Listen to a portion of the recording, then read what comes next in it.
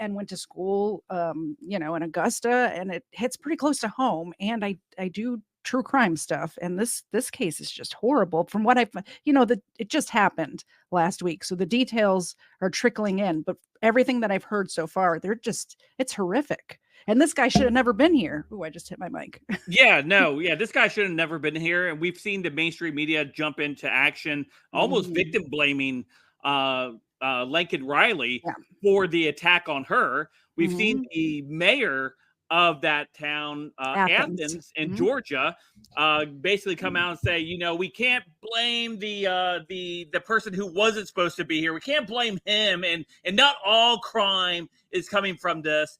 And if you don't know, or you know, but people at home don't know, Athens, Georgia is a sanctuary city. I had no idea that Georgia has sanctuary cities. I didn't know either.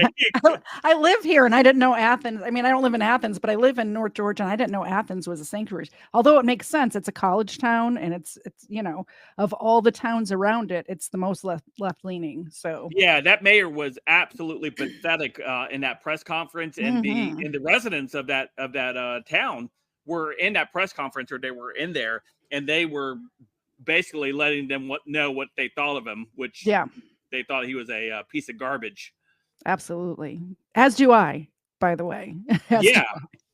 So, and I did see the articles you were talking about where you say it's kind of victim blaming, which I obviously disagree with victim blaming. However, I always make it a point on my channel to make sure that you can learn from these sort of things. So I can understand some news articles coming out and saying, hey, ladies, young women, make sure you're not out alone. Make sure you're not dressed scantily clad. Make sure you're not in this case, obviously, but make sure you're not too drunk to where you don't know what's happening around you out in a college, because you don't want to put a bullseye on you, So I understand that part, but it's not her fault at all. She was a cross country runner. She did cross country all through high school, and she was out running, which, is a solo kind of activity unless you're with your team. Right.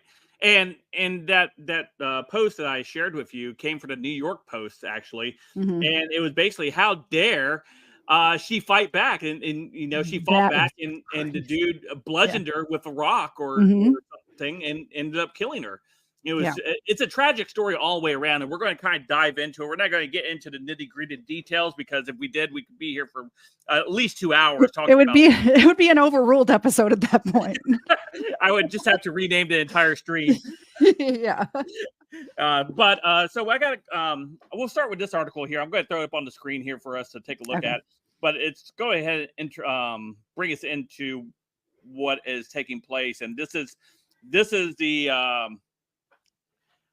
the mayor here, and of course it's coming from our sources here at Gateway Pundit. It says, "You're a liar. You have blood on your hands. Athens, Georgia residents rip apart woke mayor after he lies about the role in the illegal alien murder of beloved college student." So this is the mayor. That dude, he looks like a weenie, man. Yes.